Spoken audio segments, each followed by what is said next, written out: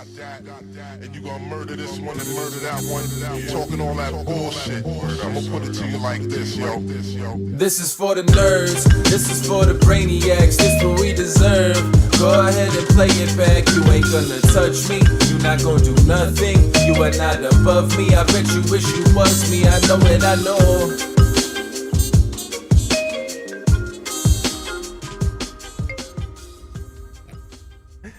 What is poppin', everybody? And welcome back to another special episode of the Only Friends podcast. Well, you know, it's me and my only friends, which includes, but is not limited to, my sidekick, Burke. What's poppin', baby? How you feeling today? Oh, man. I feel great. It is a big Steeler Monday. Oh, never mind, Papa. What are you doing today? 21 years since the Steelers have lost a Monday night game at home. Who'd they lose to last time? I mean, it happened to be the New York Football Giants. Oh my God. God, I can't wait to see it again. History repeats Is that itself. really true? 21 years since they lost a Monday night home game? Love to Yeah, see and it might have actually been Eli's rookie year. Wow. 2003? Is that That sounds like Sound a about first right? ballot Hall of Famer to me, honestly. Yeah. Yeah. Well, he should be for beating I mean, the if he Steelers beat the on Monday Steelers night. on Monday night, Yeah, yeah, home. that probably. Yeah. I'm glad that we finally, Conrad was, that was a hard pop. When you said popping, you sound like you're like fired up today. Is it because of the Steelers game or Oh, yeah, let me tell you. the down bad Yankees? Yo, relax, all right? Listen, what's Judge doing? No, I don't even care about Judge. What the fuck? should. What the fuck is Boone doing? Do not put do Nasty not put a guy that hasn't thrown a pitch in a Nasty month. Nestor comes in. He got Ohtani out on one pitch. I don't care. And he got lucky. they showed the stat track. He grooved it right down. It was like 93 down the middle. Yeah, Ohtani just missed it. Right. It's absolutely absurd. How does he not throw the eephus? I mean, if you're going to come in for 2 pitches and blow the game, at least throw some fucking eephus. I mean, All right, now we're demonetized. that's It doesn't matter. No one's watching this episode. Talking World Series, baby. yeah. This shit is insane. That's unbelievable. I mean, what a game. So here's a fun fact. Walk-offs, like we're talking about. Let me guess. Freddie Siemens from somewhere in Pittsburgh, right here. No. Walk-off home run, game 1, happened at 8:37 p.m.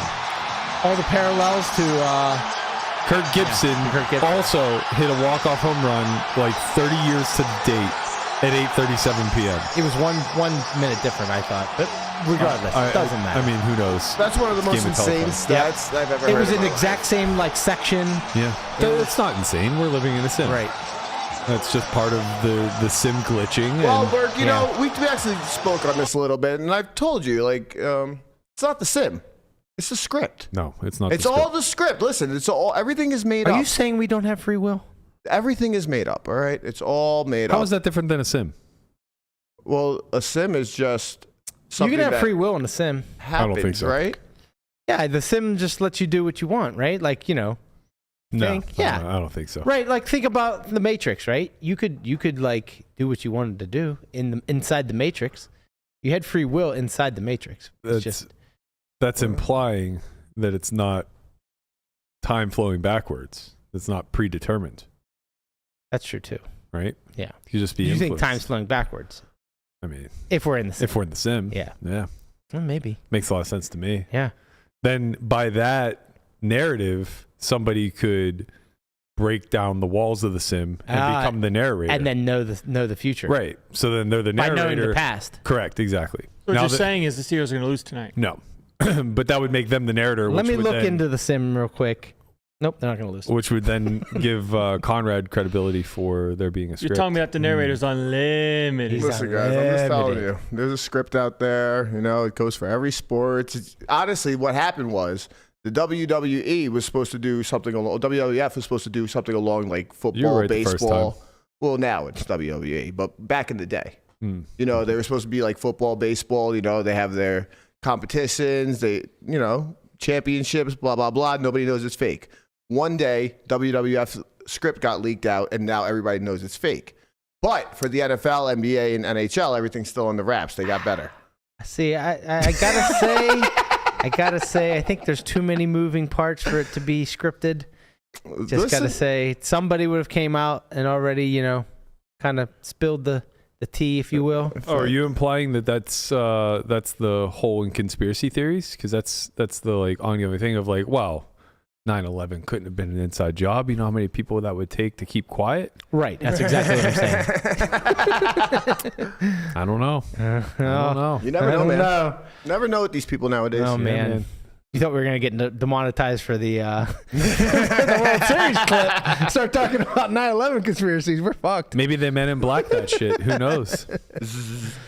They might just shut our whole channel down. Speaking of Men in Black, Yeah. I tuned in for Game 2 of the World Series, but just for my boy. Oh, Ice Cube.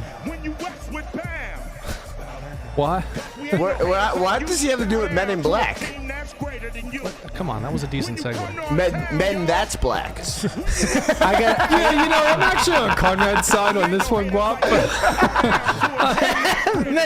I'm curious where you were going with that reference. I thought that was a decent segue. Because he looks like Will Smith? Or Oh, Jesus. because All right. Looks like he has blue on to me. Let's leave me alone. So I went up to Michelle's mom and stepdad's place. Bonus Bob, he's a huge Yankees fan. So I'm like, let's go up, watch the game too, you know.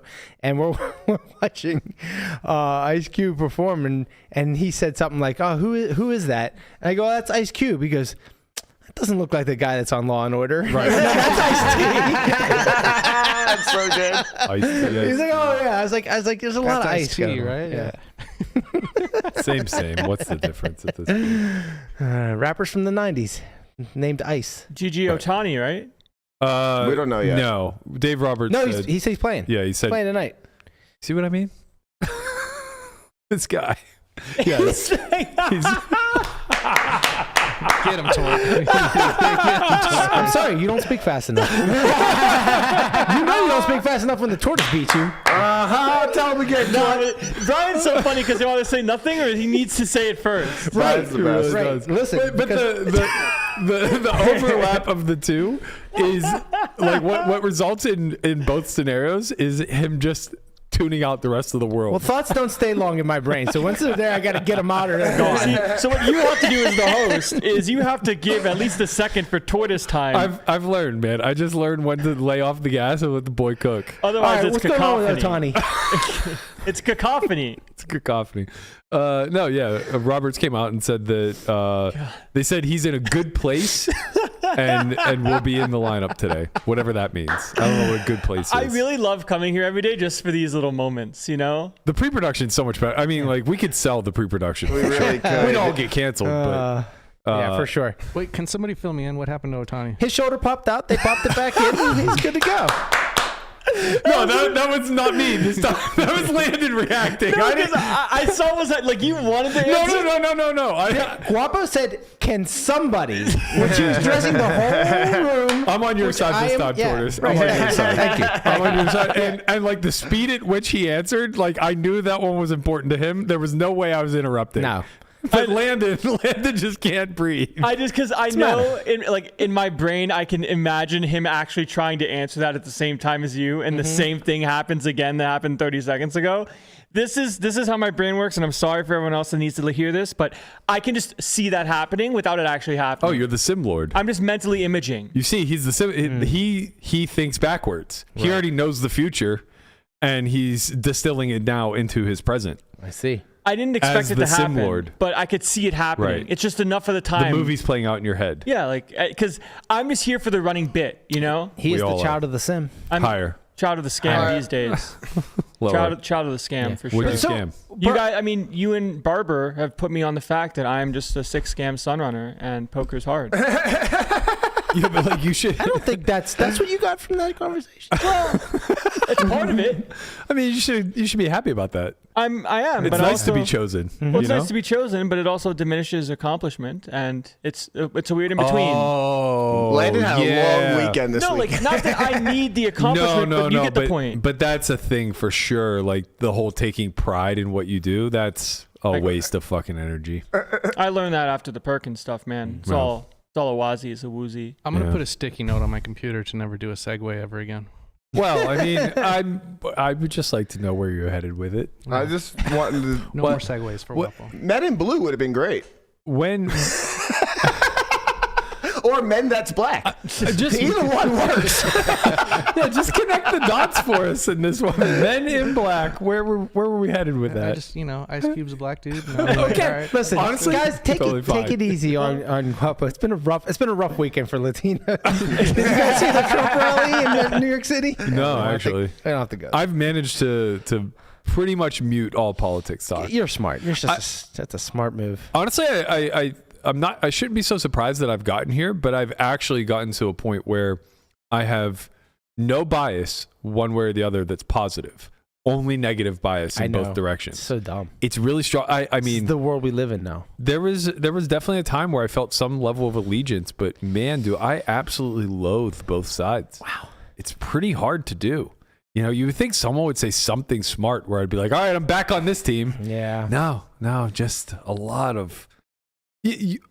I started to say this in pre-production. You cut me off, but No. probably should have left it at that. But like, there's this viral video going around of AOC and Waltz dissecting Kill Tony's set at the Trump rally or whatever. Mm-hmm. And it's, first of all, it's like they have no frame of reference of who this fucking guy is. Like, it's being presented to the whole World Wide Web. It's like a random person. As like some random person who's a celebrity that's championing for Trump, which all three of those boxes may actually be ticked, but he's also just a comedian at a political event, right? Like, this happens. What's the big dinner that they do for the president? Oh, the correspondence dinner. This is way, way, way different. Of course, it's different in the sense that he's showing support. He's showing support. It's a political rally. People come to these rallies for political guidance. I get. Wow. No, Brian. Yes, they do. No undecided voters like showing up at a fucking I'm not rally. saying they're undecided, but they want to hear how the way the country should move one way or the other. I just think it was the wrong venue. Listen, he's a comedian playing to the crowd. I understand, but so he's playing to the crowd to diminish Latinos. Well, I really don't want to. It was. I mean, that's fine. If you watch the set, he diminishes everybody, and it's just like, sure, this is more race baiting. That's on one side. But the whole point is not his set. I don't. Whatever. I didn't watch the whole thing. I don't care that much. My bigger point is somebody that easily could have been swayed to voting left watches the dissection of a comedian by two people who clearly have no chops in comedy and are very heavily slanted towards discrediting the right. And they turn the entire thing into a discussion about race, which from my vantage point of somebody who would be voting on policy, I don't care. Like, we know Trump is these things. Why does it need to be amplified and highlighted? This isn't new news. Anybody who's already dismissed that he's a bigot, a racist, a misogynist, and all these other things. I think you have to call it out every single time, or it just goes to the wayside, and then people stop talking about it altogether, which is a terrible thing. I just see it as a huge, huge distraction. Yeah.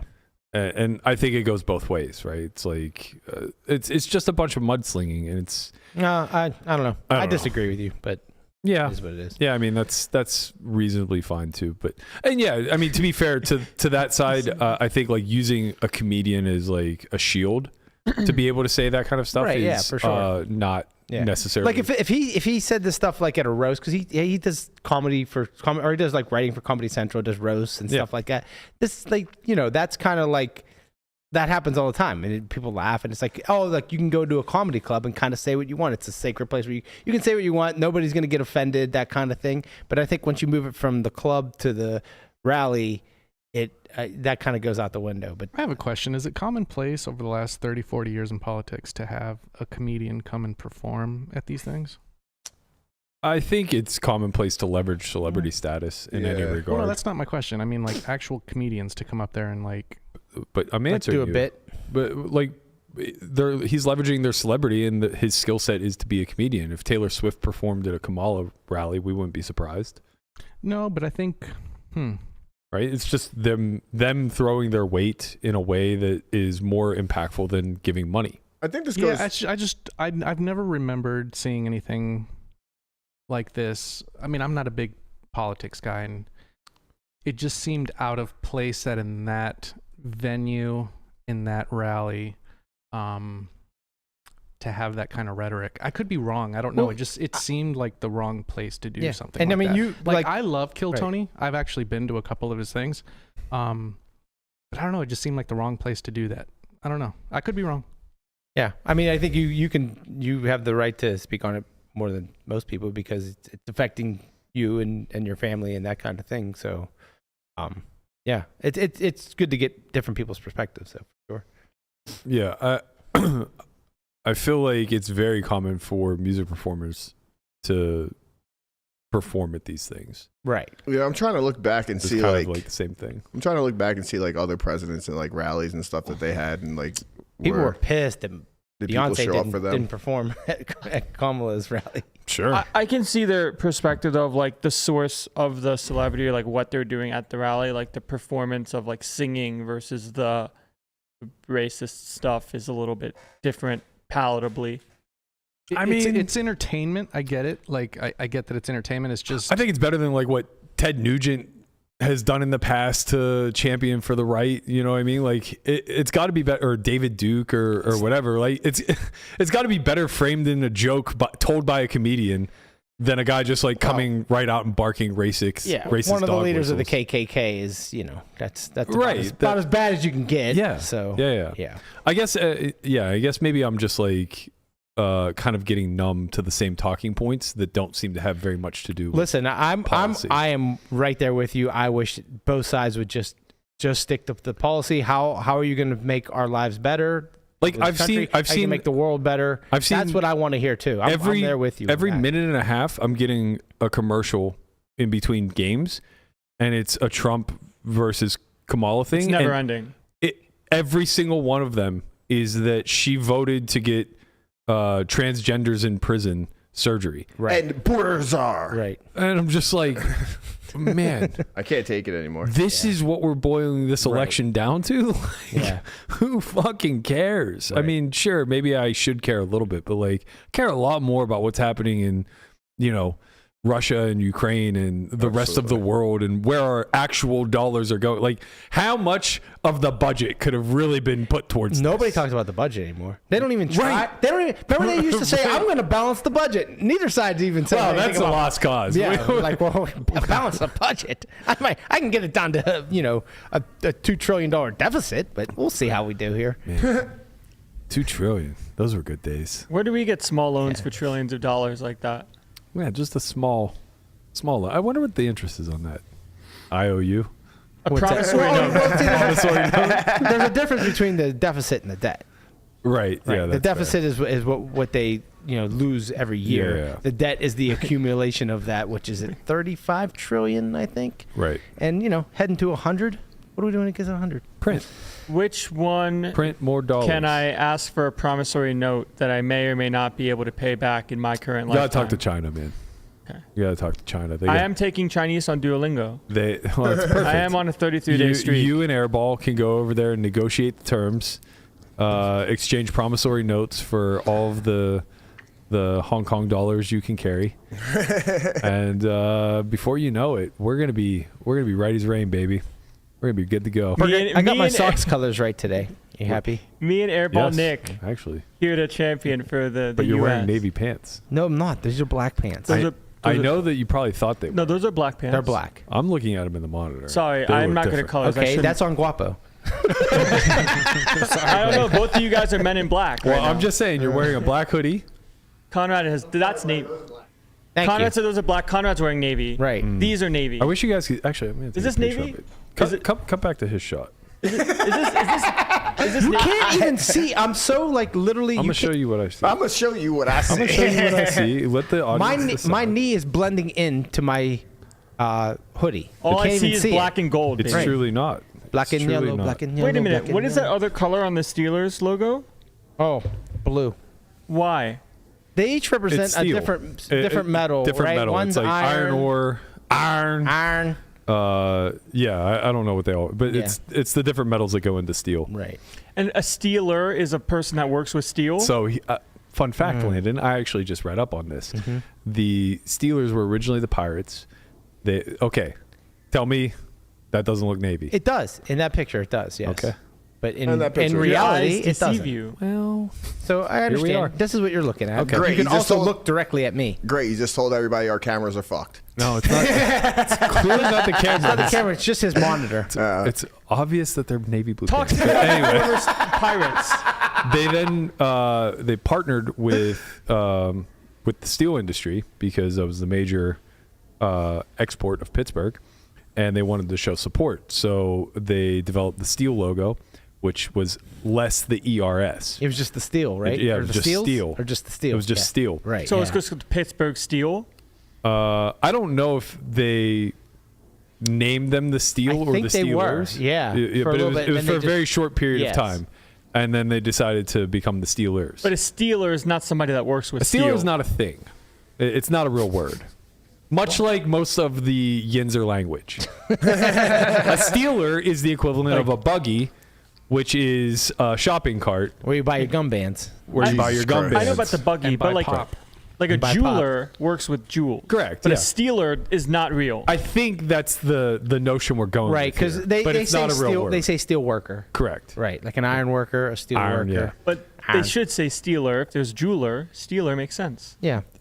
You know what? Precisely. It's very funny. I saw a TikTok. This will be the last thing I say before we get James in here, who's patiently been on hold. I'm sorry, sir. He wants to talk about This Steelers is more so bad. important. I saw this TikTok of this girl who English was their second language, but she spoke English like perfectly, and she was like, "What is wrong with your language?" And she was going through changing like the tense or the verbiage of like all these words, verbiage, whatever, of like all these different words. And she would compare them, so it would be similar. Like, well, if a jeweler or if somebody who works with jewels is a jeweler, then somebody who works with steel is a steeler. It's like, no, it's a steel worker. And then just like going all the way down, like all these different words. It I've was had very so many entertaining. conversations about how Chinese, like Mandarin, is a language that makes so much sense. Yeah. Yeah, that's Like, what she was saying. Right. It's just very clear the sentence structure and how you use the adjectives to describe the nouns. Right. But with English, it's like 1, 2, 3 can go back over here and then goes yeah, over I there. saw the one. It was like what's this word? It was COVE. So it's clove, or cove. Yeah. And then they said like, okay, so like if you take the C out and put the L in, what is it? And they're like, loave. They're like, no, that's love. And like, oh, okay. Well, what if I put a C in front of it? That'd be clove. He's like, no, that's clove. Right. He's like, how about a G? That would be glove. No, that's glove. Right. Yeah, what she was doing was going through all the different nations. So she's like, if you're from Russia, you're Russian. If you're from China, then you're Chinan. No, you're Chinese. It is. I'm very empathetic to the people that need to learn English Right. second, and it's Very not something that you just like take for granted as a native English speaker. Of like, Right. oh, this is so easy. I don't how take it it for is. granted at all, man. Every fucking day I'm making up a new word. Yeah. I understand how it goes. Nikki understands me too. I was talking about it with her the other day because in her story she said she meant to say transpired and she said transposed. Yeah. And I know exactly what happened. I've been there. I related to her. I texted her. I was like, I know what happened. You know the difference between transposed and transpired, as do I. But your brain's working a little slower than your mouth. And the first trans word you could think of came on out. And that's what we got. She's like, you're right. You're absolutely right. And I was like, thank God there's someone else who understands. All right, we are joined by a very special guest. My apologies for keeping him on hold for this 3-minute rant. One and only, you guys might know him from the EPTs, the PCAs. He's the voice of stars, James Hartigan. What's poppin'? Hello, Matt. James. Hello, guys. No problem waiting, by the way. Number one, I now know why all those colors are in the Steelers logo, which I didn't know before. So I've learned something, so I'm grateful for that. And also, I will say that on Zoom, the pants look black. Thank you. Thank you, James. Thank you. We appreciate you. He gets me. And that's all from James Hartigan today. Thanks for joining us, James. We can make this a weekly occurrence. I just come in and give my thoughts on something random and then disappear again. I'm all for it. You can be the voice of reason for this podcast. Honestly, that would be a fantastic bit, and if you're open to it, we'll talk. Things we've learned today. Yeah, we're always trying to It's a expand. lot easier to commit to that when I'm on this side of the Atlantic, right? Because like we're in the same time zone at the moment, whereas like London, it's not so easy. Yeah, London's 9 hours ahead from the West Coast. Is that right? 8 hours. Okay, 8 hours. So it's not so bad. 8 p.m. You're having a little snack. You pop actually, in. You're right. Actually, it's fine. It's fine. Might be better. Yeah, Have a drink. you tell us what fish and chips are, and then you go about your merry way. and all the other cliches. Yeah. Right. And then just like randomly one week we have you on, you explain all of Brexit to us. Oh, wow. I mean, to be honest with you, it can be summarized in 2 words or 1 word or a hyphenated word, depending on your point of view. That word being shit show. Right. Okay. That's so good. See, you and us, we're not so different. You're invited whatever you want, James. Come on over. James can come to the cookout. There's a lot of similarities all of a sudden between England and America. We got our own shit show over here for sure. It only took us a couple hundred years, but we caught right back up. Yeah, absolutely. Well, I think we've been running in kind of parallel for a long time now. Yeah. So what brings you to the West Coast? Well, I spend a decent amount of time actually in LA because my girlfriend lives here, so I actually spend a lot of time commuting between London and LA. No big deal. It's only an 11-hour flight, you know. That's love, baby. It is. And of course, I'm here a few days before, well, actually 1 day, because tomorrow I've got a flight to Vegas because NAPT's in town. So we'll be back in Vegas 24 hours from now. James, I got to tell you, why the hell didn't you just come to the studio tomorrow? I know. To be honest with you, because tomorrow is looking pretty busy. I've looked over, again, I say this sounding like a very overprivileged person, but I've seen the schedule for like the next few days, and it is pretty brutal. Compared to like an EPT event, compared to any other event that we'd go to, this one is pretty hardcore. And that's because it's not just the NAPT. We're doing another season of the Big Game on tour. We're doing more tables this time around. We've kind of really upped the ante, if you forgive the awful poker metaphor, in terms of finding the loose cannons and the number of qualifying tournaments we're winning and the number of people that we're going to audition. So yeah, it's... Oh, and in addition to that, someone thought it'd be a great idea if Joe did a comedy night. There's a karaoke night as well. And, you know, they've just basically just thrown everything and the kitchen sink at it. And it's going to be great fun for anyone who's attending. Those of us who are working will probably make it through unscathed, but, you know, we'll... mentally, maybe not. Sure. You got to live a little in the evenings. You know, let Joe do his thing. We'll all go sit in the audience and pretend to clap. It's a good time for all. Oh, Joe, that was great. Yeah. I'm joking. He deserves the support. So kind of pulling on that thread a little bit, the actual events themselves don't start for what? I think they start this weekend. Is that correct? Yeah, I mean the NAPT proper starts this Friday, so the 1st, and runs until the following Sunday. So what do they got you busy doing in the meantime? Well, so Wednesday, Thursday, we've got the first 2 qualifying tournaments for the loose cannons. So those will be kind of in the run-up to the NAPT starting, and then the final one is on the Monday the 4th. So these again are the kind of similar but not the same to the tournaments we ran last year. Last year it was a shootout format. This year it's a win your seat at an X number of chips. So the idea is you run your stack up from 10k to 50k and you're through to the auditions. And I think that's probably a better way of doing it than trying to win a single table tournament, because if you want to see whether someone can play aggressively and build a stack, which, let's be honest, is what the big game is about. This is a better test, I guess, of their poker expertise. There's always going to be a certain amount of do you run good in any kind of single game, but I think this is probably a slightly better means of finding the people who then go through to the casting process. This sounds like a great idea, honestly. The milestones really work for this because, like, as you said, you do get, like, the more aggressive people, or, like,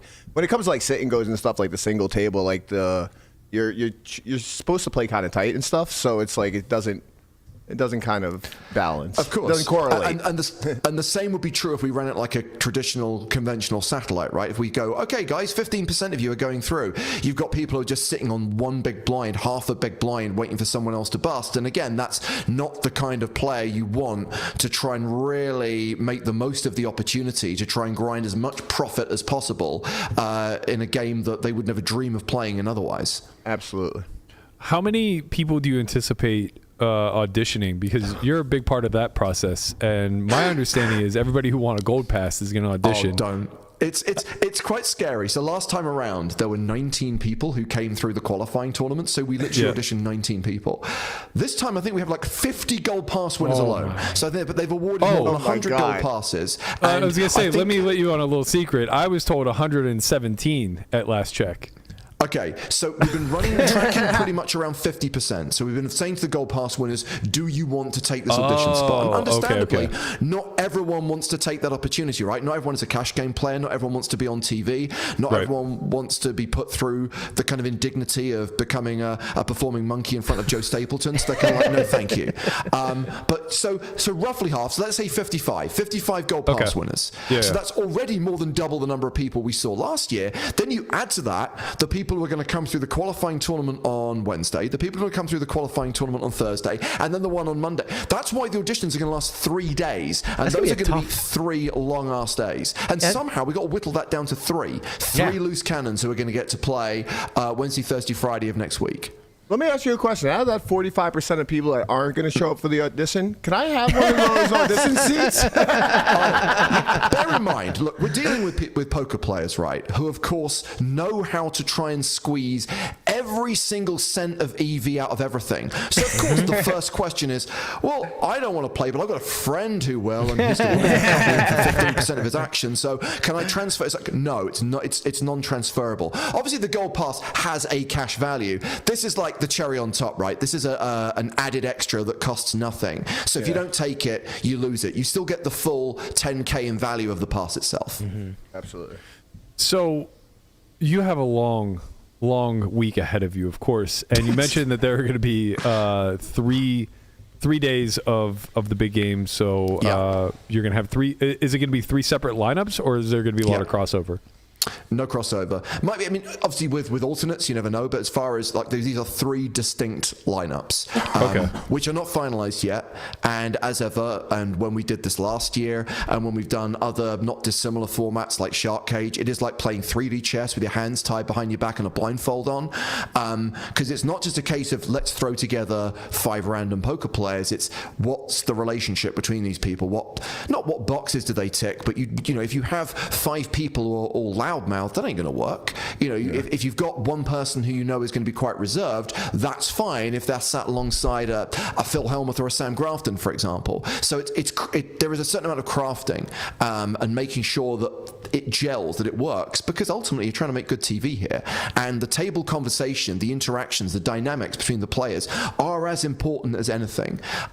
So there's still some pieces in the puzzle that need to be filled in before we have those 3 lineups confirmed. Of course, the final piece of that puzzle being the loose cannons themselves. You know, I have a friend, his name is Matt Berkey. I think he has some interest in playing in this lineup for the 3 days, I think. I can neither confirm or deny. His name is on a long list of people who are being kind of moved around, slotted on like lists, and it's. I would say there's a decent chance that across the 3 days Matt might get to play. All right. Yeah, I can confirm I'm on a list. I cannot confirm nor deny the favors that have been asked for me, and I'm just unwilling at this point, James. But we'll get there. We'll get there at some point. I'm gonna dress in a clown suit. To your people and yeah.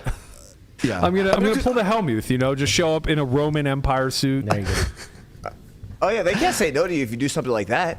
If you just show up in Landon's Halloween costume, the Gimp suit from last year, they'll never say no to you. That was Harley Quinn. Bring out the Gimp. It is Halloween, Happy James. Halloween. It is Halloween. It is. And look, I imagine, especially because we've got that qualifying tournament running on Halloween, right, that I think some people might dress up for it, and that'll be awesome. Sure. And it'll make great They have content. to. They have but don't think for 1 second anyone's getting special treatment or anyone's getting fast tracked through because they're wearing a good outfit. Okay, There's no A for effort? That's my follow-up. I mean, you are one of... How many judges are there? You, Joe, There's and... 3. I mean, look, there's not... Smoke and mirrors is probably... is making it sound like we don't have a say. We do. There's myself, there's Joe, and there's Nadia Magnus, who was a loose cannon on the original Big Game more than 10 years ago, and I think did a great job last year, not only as one of the judges, but also as a kind of coach, mentor, someone who's been there before, and someone who I think does a lot to support people in the game, helping like Nikki and Lily during the actual games themselves. So Nadia's back. But of course, the producers are involved as well, and they have a say to a certain degree because, it's the entire production team wants to, the more opinions that are involved, the better, so that we get it right. So yes, we are the judging panel, but of course there are the producers behind the scenes machines who also have their input into who ultimately makes it as a loose cannon. So what are the major things that you guys judge on as far as like what people should kind of anticipate with these sort of tryouts? I mean, the first thing I would say is that we put out a kind of cut down of the auditions as a kind of bonus show on YouTube a few months ago. So I would definitely recommend watching that, because I think it gives you an idea of the kind of questions that people faced. And also, I think you get an idea of what we are looking for. And look, it's personality, it's story, it's enthusiasm, it's passion for the game, it's knowledge of the format and that desire to be there. As far as the poker playing aspect is concerned, I think Joe put it perfectly. We're trying to thread the needle very, very delicately. You don't want someone who is a complete newbie, who's going to get eaten alive, who has no idea how to hold their own at the poker table and in a cash table. But you also don't want someone who's so far down the road on their poker journey that they're already making a comfortable living playing, whether it's 2-5 or 5-10. You know, if someone is kind of like, effectively, I support myself through poker, I'm a pro or a semi-pro, maybe you're not right. It's really hard to find those people. And ultimately, how are they going to gel? How are they going to mesh with the other players at the table? Are they going to get lost amongst big personalities? They themselves have to be a big personality. Are they going to join in the conversation? And are they, crucially, going to be the kind of person who, having, you know, if they've locked up a 10K profit, for example, they're sitting on $60,000, are they going to be the kind of person who's going to try and fold their way through the last 50 hands to guarantee that profit? Because that's a major red flag for us. You want them to be involved. You want them to try and win as much money as possible. And look, it's very difficult. It's all subjective, right? And I'm not saying that we're not above making mistakes, but I think we did a pretty good job last year. I think we had 2 really good loose cannons who made great TV last time around. And obviously this time around, 3 loose cannons. So hopefully we can, look, we know we've got a lot of people to choose from. We've already established that. There's a lot of people coming to audition before us. So I'd like to think that we can get 3 really good candidates. Man, and my fear this time around is there's going to be more people who are disappointed, who would have been very, very good candidates, but there are only 3 seats available.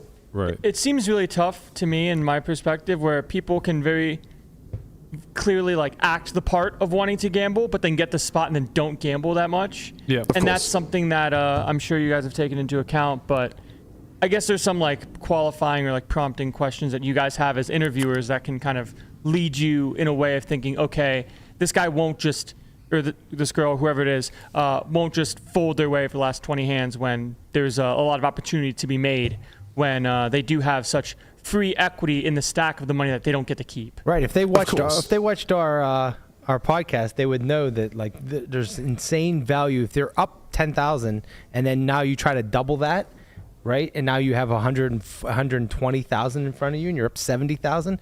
So much, you know, you just need to win a flip to win 70,000. You're only risking 10.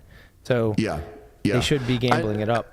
And again, I come back to the whole idea of like the threading the needle aspect. It's kind of like you almost don't want someone. I mean, this just sounds so kind of gauche, but you don't want someone for whom like $5,000 or $10,000 would be life-changing money. You want them to shoot for the moon. You want them to go to double their stack, makes sense, or you know, walk away with 70, win 80, 100,000. even it's so hard. Absolutely, it's hard. And all you can do is ask the right questions, elicit those answers, and make that judgment call. Do I believe this person? What's interesting is, in that process, I think people are pretty honest for the most part, and you also get a sense of the ones who maybe are hedging or pretending. But again, it's subjective. We're not above making mistakes. I just hope that our selections are as good as they were last time around. And again, I think we're going to probably have a lot more candidates to choose from this time around. And I think the challenge this time is that rather than where we were down to maybe 4 viable candidates, so it was 50-50, I think we could have as many as 9 or 10. And it's going to be at that point, how do you pick? And somehow we'll have to do it. Yeah, I think one of the biggest challenges you guys face, and this probably isn't spoken about enough, but there's the nostalgia of the big game of old, and what has changed so drastically between televised poker pre-Black Friday all the way up until now is how readily available content creators are when they weren't back then.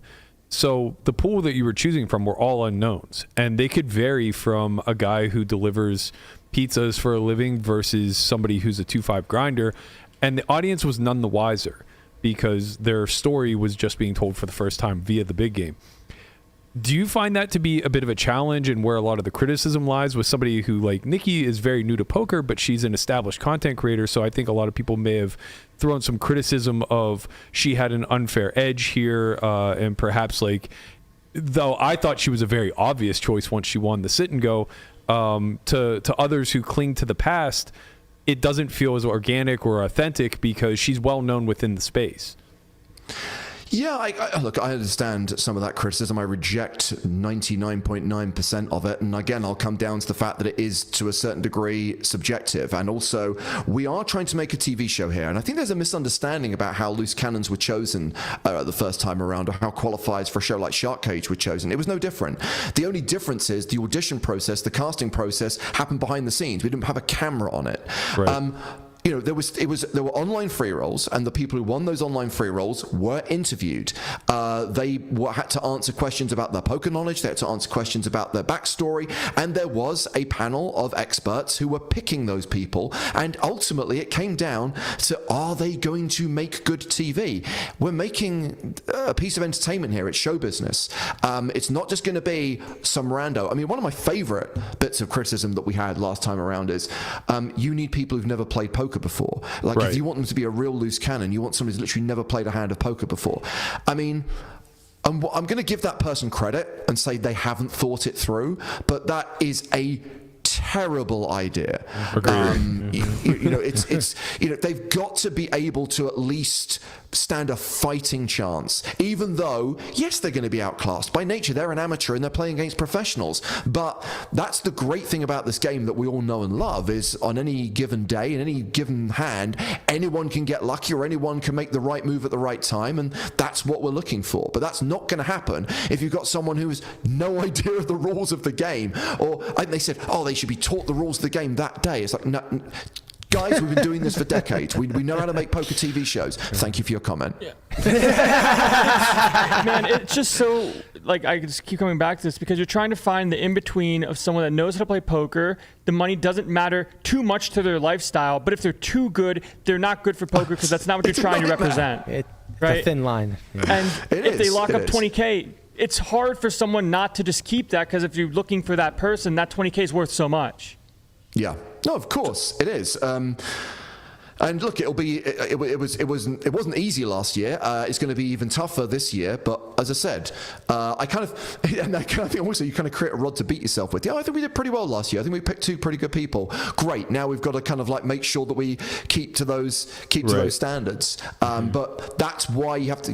You know, we're casting the net pretty wide. We've got all those Gold Pass winners, the qualifiers coming through, the tournaments at Resorts World over the next few days, and hopefully, you know, we'll have some good options. Yeah, I'm very biased, but I don't think you could have chosen two better candidates last year than Lily and Nikki. Yeah, you crushed it last year. I agree with you, but many people didn't. And again, one thing I would highlight, because I think the single biggest bit of criticism we faced last year is that we went into it with an agenda. Right. And the W word got thrown around, right? We're trying to make poker woke. The only agenda we went in with is who is going to be best for these shows. And just so happened that the two best candidates were female players. So what? Now, is it an added bonus that we get some female representation in a game which still has a problem with gender balance? No, that was a net benefit, don't get me wrong, but it was not the deciding factor. And it did not drive the decision-making process. And we did not go in saying, hey, we need to make sure we pick diverse candidates here. It was great that was what happened, but it was not the intention or the agenda. There was no bias coming in. It's just an attribute like anything else, like the ability to 3-bet or whatever the case may be. I guess I would say I would advocate a little bit more for the guys that are making a living at stakes that may be unsustainable, you know, the 2-5 grinders, maybe even the 5-10 ones, because it's such a far leap to get to nosebleeds. And for most, that really is a dream come true. So even though that may not necessarily be the underlying spirit of the loose cannon, they're probably going to do the best job of it because they think in those terms. You know, I think a lot of people get afforded the opportunity to gamble with 50K, and all they're thinking about is their marginal profit that will change their life. Like, oh, if I win 20K, like that will double my bankroll. So I have to like lock it down. But if you're a strategic thinker, if you're actually to the degree where you're making a living at this game, you'll understand the exponential growth of gambling here, where it's like you're risking 10K to win 80. I don't disagree with you, but I think sometimes perception is more important than reality, and I think you have to think about how it looks to the wider audience. And if you say this person, that was why I brought up the Nikki thing. Yeah, but if you bring up this person plays $5, $10 blinds, these are people who are playing probably for pennies in their home game, and if they come to Vegas, the highest they're ever playing is 1-3 no limit, right? To them, 5-10 is like, whoa, that's high stakes. Granted, I completely agree with you. It's nothing like 100, 200, but I think people would say that's already someone who's making serious money at the game and is already accomplished.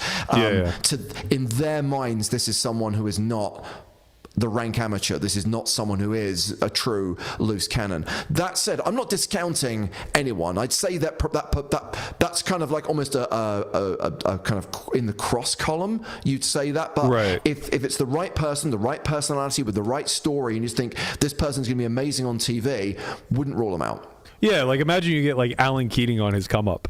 Or like Rampage year one. You know, those guys are kind of difficult to not realize that they're diamonds in the rough in some sort of capacity. I also feel like you are just going to get criticism for whoever you chose. That's true too. Like people are just jealous. Absolutely. Can't please everybody.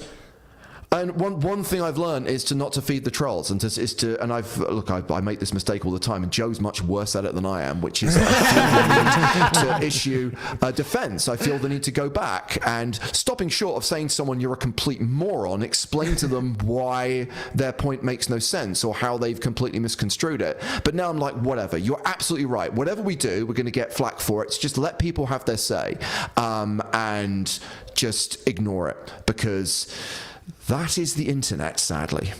Man, you're a better man than I. I'm in every thread. I'm just. I mean, it's. Do you know what? I take my proverbial hat off to anyone who can do it, because you're doing God's work. But the reality is, I'm not sure there is any value in it. I'm just. There's not. There's no God in Twitter. I've tested this, James. There's not. No. I'm here to tell you, it's a waste of time.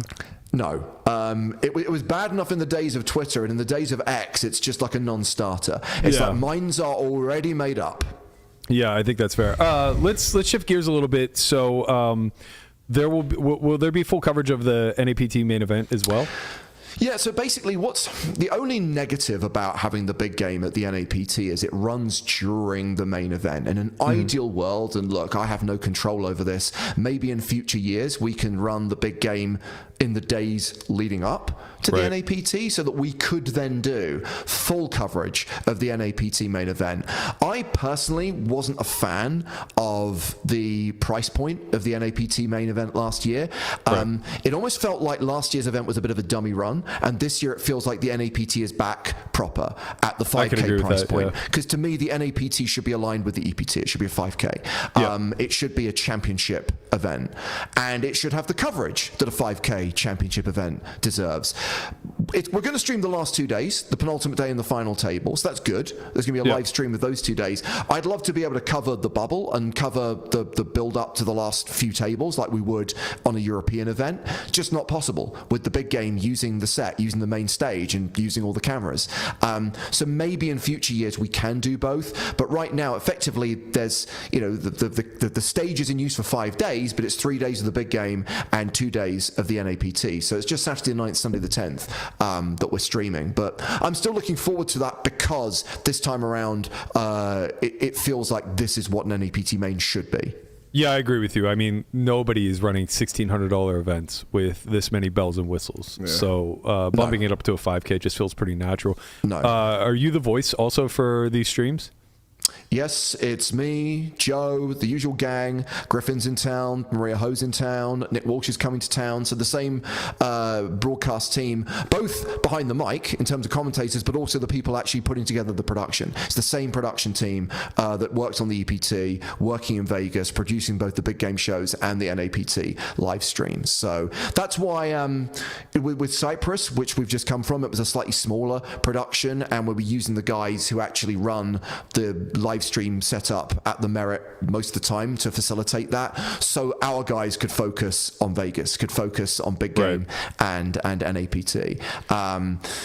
Yeah, and just to pick up on the change to the main event, what I'm pleased about though is that there are still events that I could play. I don't play 5K main events, but I do play like $500 buy-in events. So the fact you've got that mystery bounty the opening weekend and the 550 cup the closing weekend, and the fact they're over weekends, I think that's really, really good that you still have people who might just be in town for the weekend, or maybe some of the kind of lower stakes players who can get that kind of NAPT / PokerStars experience playing in that poker room with those dealers, with those structures at that price point. So it's the best of both worlds as far as I'm concerned, that you get the championship level event at the right buy-in with the right prize pool, and you also get stuff that anyone and everyone can play.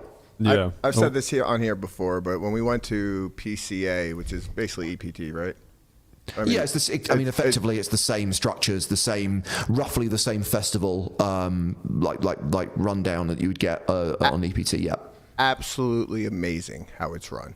Everything from the dealers, like everything is just very seamless and comfortable. Like it was probably one of the best events I've been to. Yeah, award-winning live stream. Also, you guys picked up the GPI award for best live stream. So congratulations to the Stars team. Thank you very much. I think, Thank you very much. No, I was looking at the Landon had a schedule question. for the NAPT on the website, and the cool thing you can do on your phone, at least, is like when you go to agenda, you can actually put it into your phone for the day that you're looking to actually play, and it'll remind you that day, like there's a 550 going on, or there's the main going on these days.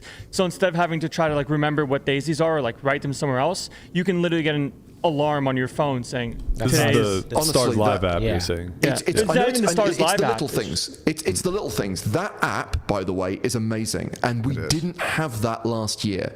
So this year, not only are all the tournaments populating in the app, but yes, you can bookmark them. Yes, you can follow the progress of those tournaments with the clocks, who's left, and also seat draws for the following day. It's all going to populate in that app, and it's one of those things where I'm like, hey everyone, we've launched an app. I'm like, oh yeah, great. And then you realize from a player's point of view, and this is something that people have had now in Europe for a couple of years, it makes all the difference. Last year I was thinking, we don't have the app, and we had good dealers, but we don't have the same dealers that we'd have on the EPT. We can't bring them over to Vegas. But something as small as the fact that all the tournaments run 8-handed, I didn't realize that, in the American market, that's almost unheard of. Most of the time it's at best 9-handed and sometimes 10-handed. So the fact that everything is 8 max, they're like, this is amazing. I'm like, okay, if we can combine that next year with the app and some of the other bells and whistles that we bring to the European market or brought to the Bahamas to the PCA, people are going to love the NAPT. So I really hope that people have a really good experience at this year's event. Yeah, once you have the app, it seems so obvious, right? Like, why would you not have an app? You have an app for everything. Why would you not have an app for a poker tournament? And it just makes things so seamless. It's great. Yeah.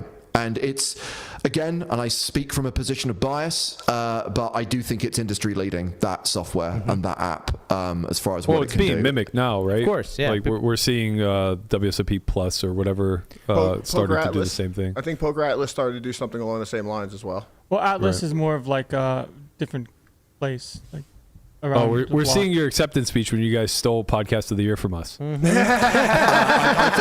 think that is actually me winning Broadcaster of the Year last year. Well, that was well deserved, obviously.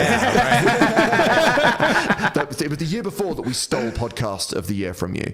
And yeah, I sadly didn't get to go to the awards this year because we were in Paris working on the EPT.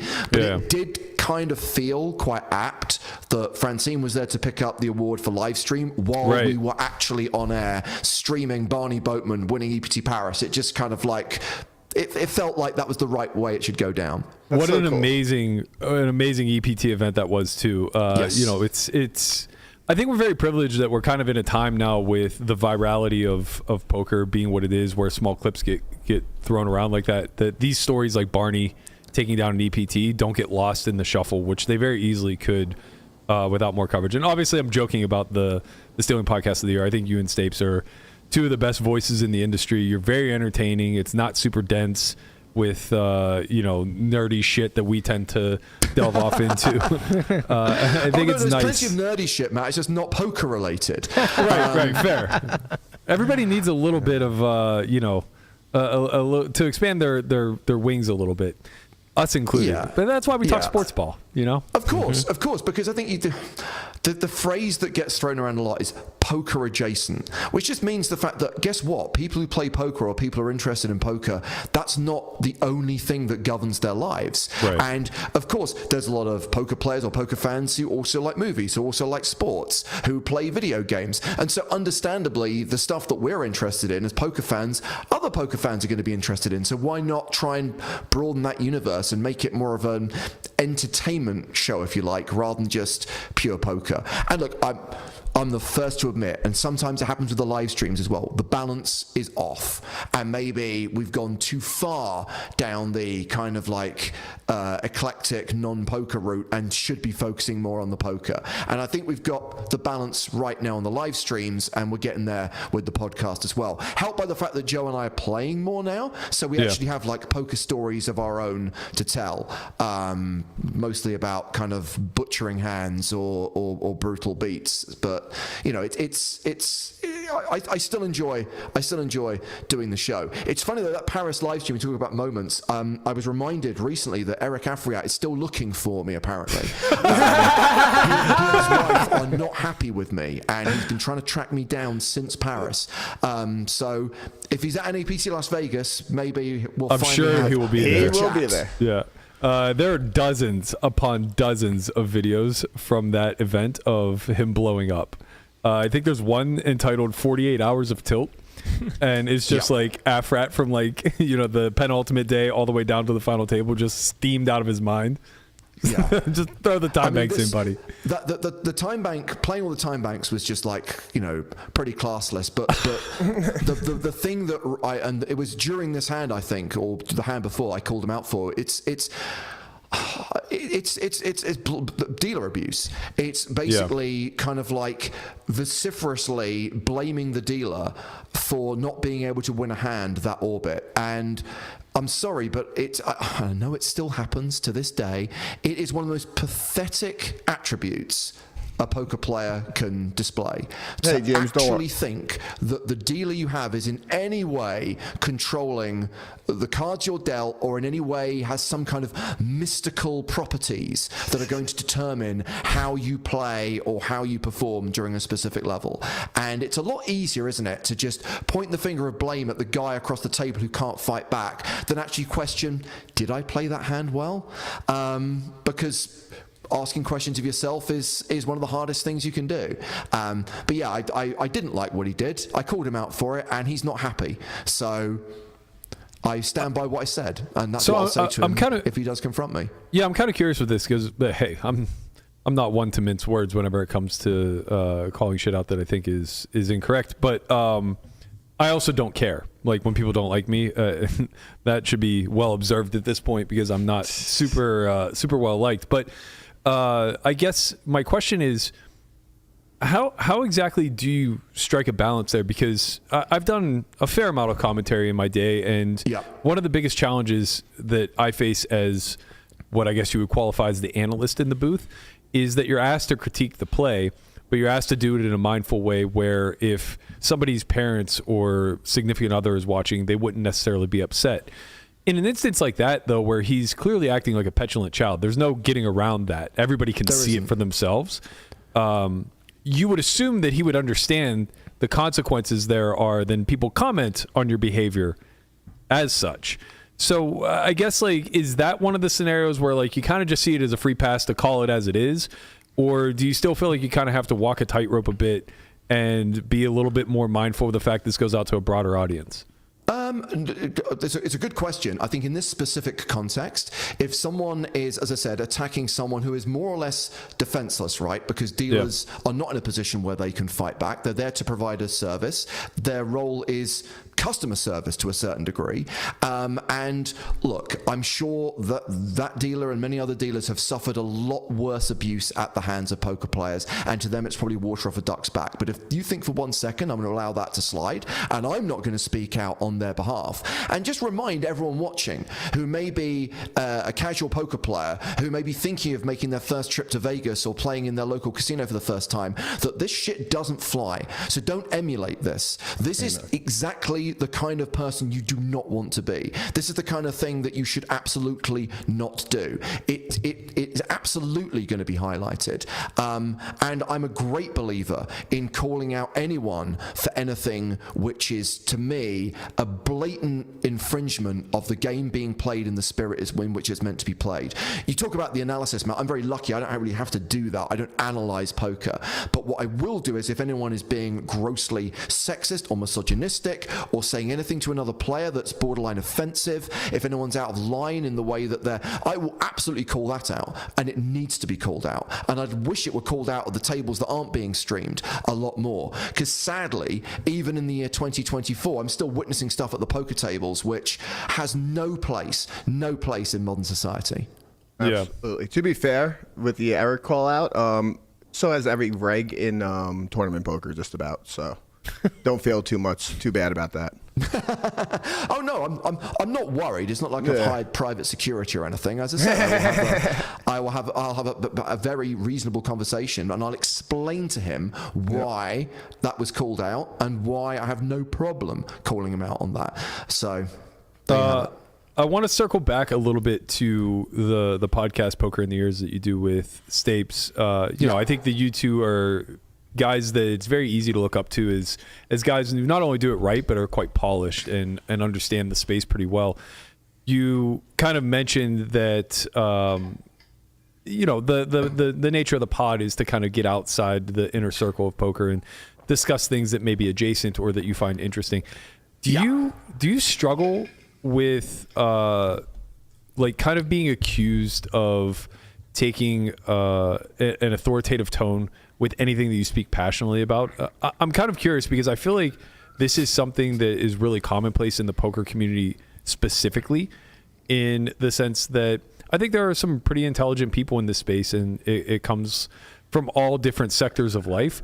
And what I notice is that anytime somebody relatively intelligent who has a following or a platform speaks passionately on any sort of subject, they get accused of kind of being a know-it-all, so to speak. And I wonder if you ever feel that kind of pushback from the audience, because I certainly do. That's an interesting one. I think everything is opinion. We come back to the subjectivity of most things in life. The things that I speak authoritatively about are stuff which I like to think I do know something about. Cinema is my other major passion outside of poker. I studied film at university. I've been a film critic at 2 points in my life. So if I talk about a movie, I kind of feel that I am, and I'm going to put the word in inverted commas, qualified to offer that opinion. And I appreciate that someone may have a completely different opinion, but I used to get paid to offer those opinions as a film reviewer. So that's where I kind of probably am at my most authoritative. And on the subject of James Bond, which I guess is adjacent to cinema. I mean, you're English, you're qualified. Yeah. Yeah. And look, I will always throw around lines like, well, you're entitled to your opinion, but you're objectively wrong. That's obviously a joke. And I think where people get me wrong is, to me, it's apparent when I'm being sarcastic. I think it's incredibly obvious when I'm saying something for effect. Sadly, I do think that is lost on some people in the audience, but I'm not going to apologize for that. I'm not going to signpost it by, kind of going, just kidding. Right. Yeah. It's, and, we've had some over the years where we make up dumb shit, right? And of course, one of the most famous is Joe claiming he created the expression, all it takes is a chip and a chair in 2017. And someone sends us the Wikipedia page talking about the tale of Jack Treetop Strauss. Like, yeah, anyone can edit Wikipedia. That's not evidence. And people just get really riled because they don't get that it's a bit. Right. More people see through that because it's Joe, who is a comedian, who is not meant to be taken seriously a lot of the time. But when I basically do a bit, people do take it seriously, and they get a little bit confused. But I enjoy that immensely, and I try and make it just the right amount of over the top that people get that I'm not being genuine. But some people don't see the dry humor, the dark sarcasm. Yeah, that was kind of the thread I wanted to pull at a bit, because it's almost as if you're not a comedian, you're not allowed to have a sense of humor. If I've learned anything in 2.5 years being on the mic, you're not allowed to be hyperbolic in any capacity, or else that 30 seconds is getting clipped and you're going to be presented as a charlatan. It's a very fine line to walk. I think when you've been doing it for 20 years, it's easier, because I think if you have that background, if you have that, God, I can't believe I'm going to use this word, legacy, then it's like an armor that people understand. Well, you must be doing this for a reason. But yeah, I'd say one of the other areas where people sometimes misinterpret is the tone that we sometimes take with the audience. One of the things that's changed in poker, live poker, streaming of poker in the last probably 5 or 6 years is the reliance on the live chat on both Twitch and on YouTube. You know, when I started doing this back in 2007, it was email. If people wanted to comment on the stream, if people wanted to ask a question, they sent a bloody email, and there was someone whose job it was to man the inbox and make sure that, you know, good comments and questions were put in front of the commentators. Then came Twitter, and then the hashtag became a thing, and now like the chat is instant, because that chat box is running alongside the stream on both platforms. And it's a blessing and it's a curse. But the reality is that interactivity is a huge part of the broadcast. And the ability to have that interaction with the audience in real time makes the shows what they are. Sometimes we kind of act like it's everyone watching is an idiot. They're all chat pros. They don't know anything. And sometimes there are the comedy bands, right, which are actually just 5-minute timeouts. And some people don't get that the love-hate relationship that we have with the audience is an affectation. Of course we respect the audience. Of course we love our audience. And the ones who get it really love it. They love being timed out. They love the fact that if they get good talking down to, if their view is dismissed, that's what they're looking for. But some people maybe who are new to it, or don't, again, coming back to that, detect the tone of sarcasm, they get really offended. But I'm here to put the record straight. No, of course. Your audience is your lifeblood. You know, we do it for them. We're trying to create a bit of entertainment, and many of those people are paying customers of PokerStars. So absolutely, it's all in jest. It's all part of the show. You know, it's sometimes 10 hours. It's poker. Not a lot happens in that 10 hours. You might get 5 hands that day that are interesting. You got to fill the time with something. I think that's like the biggest thing that people kind of overlook is just the grueling nature of doing a live stream, and how much talent it takes to be able to fill that void. And they happily watch. Like, internally, I think they understand and respect it, but externally, it's kind of demonstrated in a very, like, teenage talk back to your parents kind of way. And yeah, I think that those running bits where you both include the audience, but also remind them that it's your show is a really great way of just filling the time and also keeping them entertained.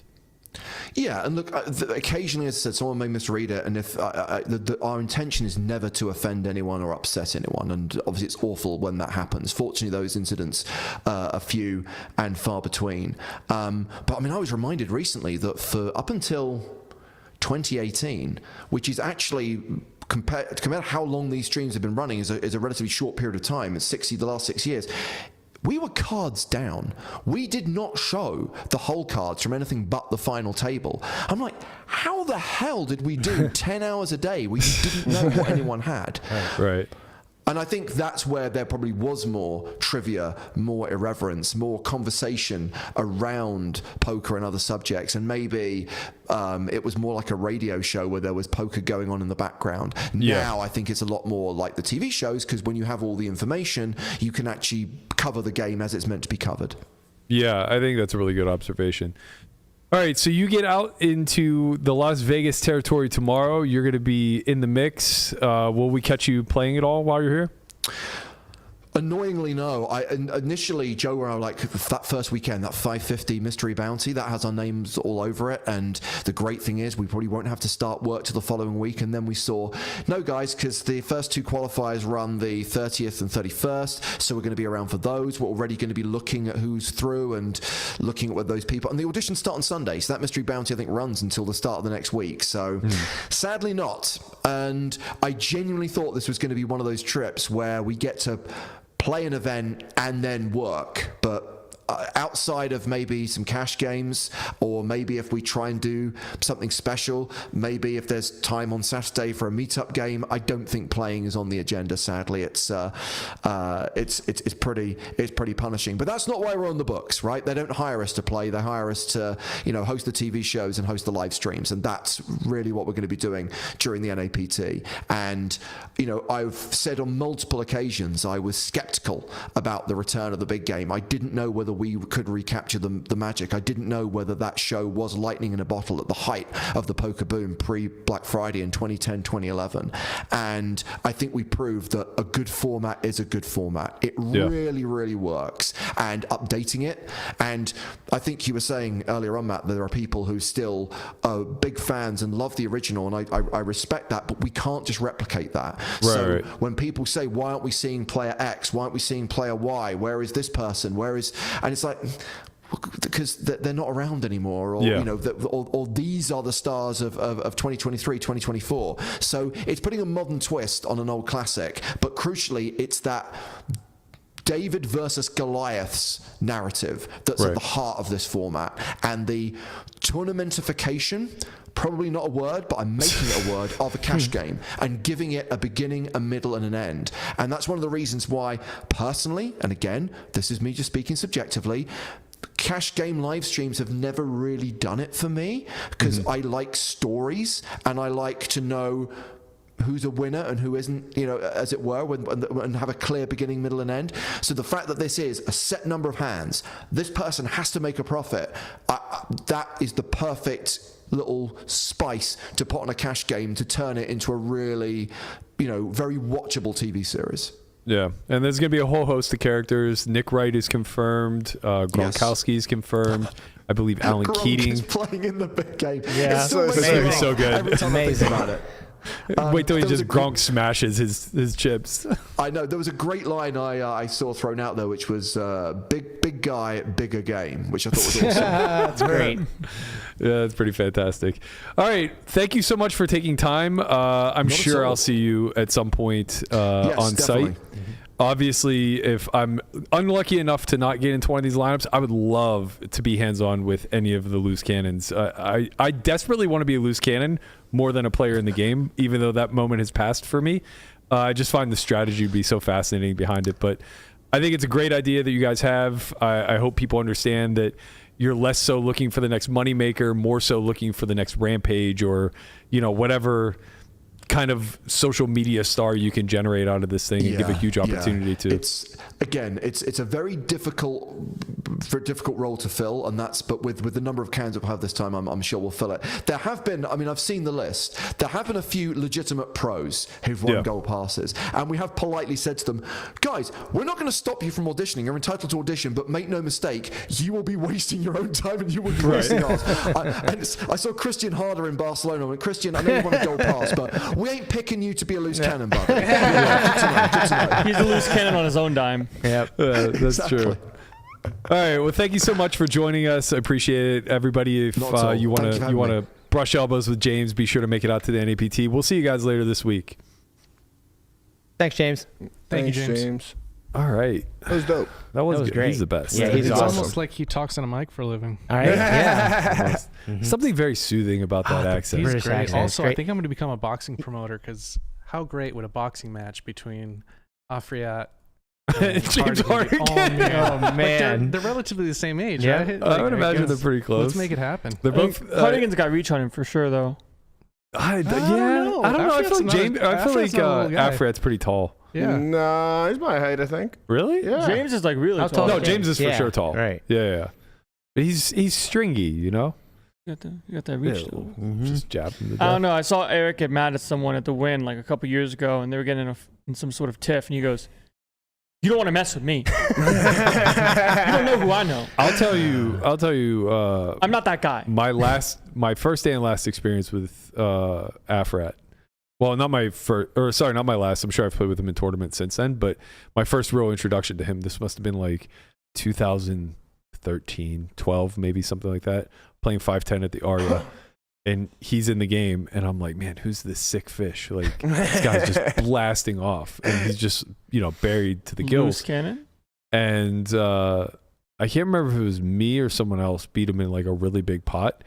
And I don't know if a joke was made at his expense or something, but he got so mad, just like stewing in his seat, and he just jumps up and looks at the guy and goes, "I'll fucking bury you in the middle of the desert."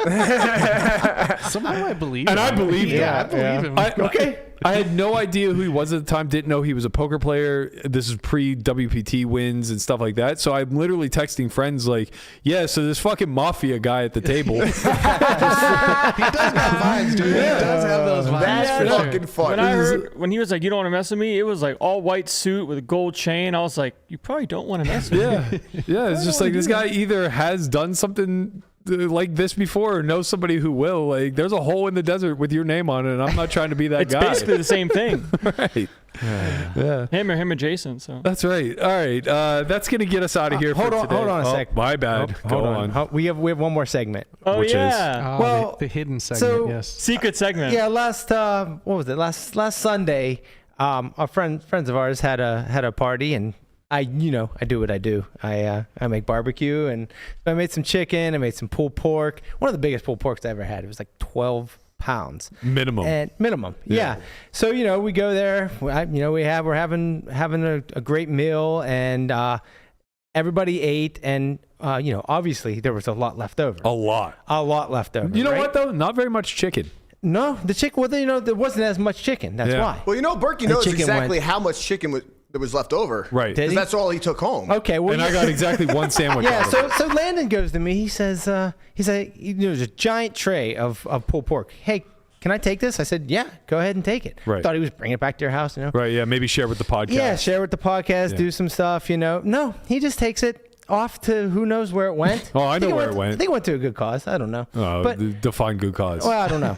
But For the kids. for the kids. For the kids, your Yeah. ass. Went Yeah. to meal prep. Well, probably went to meal prep, and you got none. You were very upset. Zero. Right. Zero pulled pork.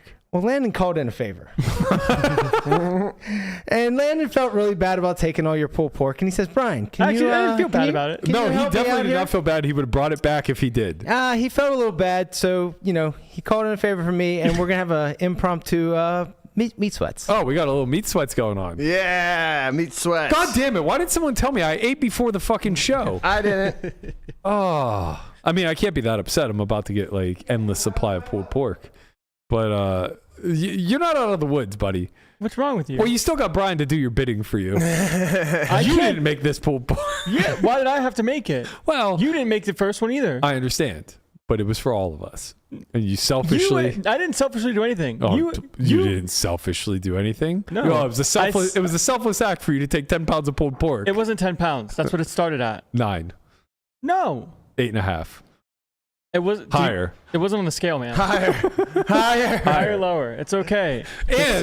And not that I'm upset about this because I said help yourself, but you also fucking ate all the chicken. No, stop it. There was no chicken left. There was not a lot of chicken left. Don't There was do not this. a lot of chicken Don't to do this. begin with. Don't do this. Nope, you can't do this. I left This weight loss bet is getting harder and harder all the time. perfect. Keep seeing all this. Yeah, food you just actually, you know what, Galba? floating You around. take the pulled pork home. No, because that's not going to No, make you put on weight. It's got a lot of fat. Yeah, but like, As long as I don't throw it on a bun, I think I'll be all right. Well, you're gonna throw it on a bun. Actually, you have to throw it on a bun. That's like kind I'm of doing good, boys. 176, man. What do you got to get down to? I have to get 169. down to 169. Started at 193-ish. This is This is 8 weeks easy. now. This is Cut the back on easiest the thing on earth. carbs. No junk food. Haven't had anything fried in a long time. Haven't had an empanada in like 2.5 months. The real thing for you is going to be the timing of it all. Like if you only just had to hit the number, it's like a lock. But you having to get there and hold till January 1 makes it a little bit tougher. So that's why I think I've been pressing. I think I want to go real hard now. And if I have like 2 or 3 pounds to spare for Thanksgiving, Well, Thanksgiving Rock and roll. won't be your concern. I can It's smell It's it. gonna be Christmas. You mean like Thanksgiving right now? Like Thanksgiving we're about to have. A little meat sweats. All right. Wow. Can you Oh yeah, we're on there. can you maybe adjust the camera a little bit? Yeah, So sure. Oh my God, we look at can- these gloves. will this stay? This is official. Yeah, it's official. All it took. Oh, we got cameraman Connie here. You gotta zoom out. Oh, he changed the shirt. You gotta zoom out, Connie. He just wants to There stay you at go. home and smoke Oh, some yeah. meat. He did that for us. All right, Burke, this is for you. This is for you. All right, Lamanna, we gotta talk about this for a second though, because Okay, what do you obviously wanna know? I greatly appreciate what you've done here, and I'm not so sure Landon appreciates it enough because Okay. he's getting out of having done a bad thing by getting you to do another good thing. For what it's worth, he paid for the meat, Okay. and he also offered to pay me to do it. Okay, I said you can pay for the meat. I will gladly You're too barbecue kind. it for free. you're too kind. Yes, I like to do this. You know. Okay, what do we got? Why can't you just say, wow, someone did something nice for me? No. Whoa, This is retributions, man. This is paying back what You're you've righting done. it wrong, I guess. I'm not Right. writing it wrong. He's getting extra pounds of meat. To be honest with you, I've never seen Berkey so mad about anything. I was bitching about it again yesterday. This happened over a week ago. Yesterday, I was screaming in the kitchen about my pulled pork. If anybody will listen to him, he will bitch. That's right. Well, especially Conrad because he knows the whole backstory. Yeah, it's great. Oh yeah. Look, show me the jiggle. Oh, man, show me I the love jiggle. this. I think on your this was table worth here, it. Conrad. Huh? Show me the jiggle I in this bad also boy. gave you a podcast Oh, segment. Oh yeah. Oh, Look at that. Look at that luscious meat. Our Oh viewership my has gone up. God, look at this. Oh my God. Yeah. Oh, That's juicy. oh, look at that. Our viewership just went up 20%. That's how it works. They Sorry, love the James. meat. They've been waiting So, for the meat. I didn't cook it as long as I'd wanted to. You know, I was a little rushed for time in the morning, but That's all right. I'll get we worms. were only a few degrees off, and it rested for 2 hours. Yeah, whatever. Love to We hear get it. Gotta worms. do We the- get worms. Got to do the bone test. If it slides out nice and clean, you know you did it right. Okay. Well, show us, baby. What we got? Show us. Oh yeah. Oh. Oh Oh. yeah. Oh Let's yeah. go. Love to The see that. the fatherly pride that Lamanna exudes when he goes through a pork. I love it. It's just like I get it. This is like Chico in his garden. You know, like he grows veggies, you mash meat. How jealous is everybody at home right now? 231 people just sitting here wishing that they had. Brian, can I have a piece of meat? You know, we were talking about this. I don't know if it was on air or off air. I don't remember if we were talking on air or off air, but Good, Brian. I was asking. I was Baby asking bird. why there's so much KBBQ here and not like Texas style barbecue. And that's this might be the start of something beautiful, Lamanna. Wow. We might have to just open up shop. Is that the next move? A little food truck. A macaroni stand worked real Brian well Bobby's for you. barbecue. Oh, you know what fucking made that macaroni chain take off? Some goddamn pulled pork with it. Yeah, that's true. If you had pulled pork macaroni, we would have been fucking good. You've been fucking rich. All right, squad. That's I gotta eat. We gotta go eat meat. If you haven't we gotta already, eat. We gotta please get out of here and like, eat. comment, subscribe. Efro's on tilt. He came Friday and not today. Efro's so mad. So brutal, bro. If you're still in town, shoot your way over here. We'll leave you a little bit. Don't worry. Landon's not getting a fucking ounce of this. Not an ounce, okay? You got leftovers in the fridge, Efro. We'll see you guys tomorrow. Time is up in the air. I have a starting seat at Bellagio, so either it's going to be noon without me or 6 p.m. with me. We'll figure that out after the show today. But either way, be sure to stay tuned to our socials at onlyfriends_pod. We'll give you all the information you need to know. We'll see you guys all tomorrow. Later, squad. It's meat sweat time.